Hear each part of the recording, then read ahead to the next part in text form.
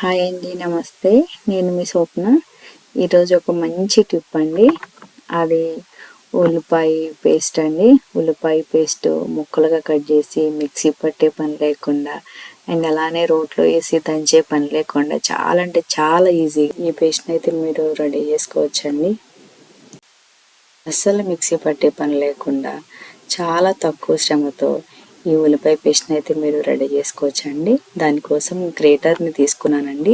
గ్రేటర్ని తీసుకుని ఉల్లిపాయ మీద ఉన్న పై పొట్టుని తీసుకుని ముందు వైపు వెనకాల వైపు నీట్ కట్ చేసుకుని మంచిగా గ్రేట్ చేసుకోండి.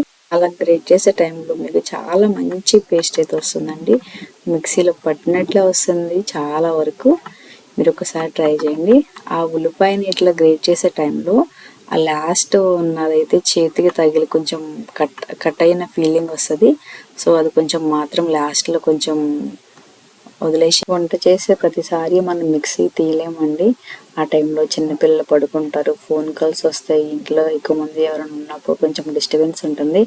ఆ టైంలో ఎవరిని ఇబ్బంది పెట్టకుండా ఒక మంచిగా ఈ టిప్ని అయితే ఫాలో అవ్వండి. మనం చికెన్లోకి మటన్లోకి అండ్ అలాగనే కొంచెం గ్రేవీ కూరలు ఎక్కువ తినే వాళ్ళకైతే ఉల్లిపాయ పేస్ట్ని ఎక్కువ వాడతారు. అట్లాంటి వాళ్ళకైతే ఈ టిప్ చాలా యూజ్ అవుతుందండి. మీరు పక్క ఒకసారి ట్రై చేయండి, ఆ రిజల్ట్ మీకే అర్థమవుతుంది.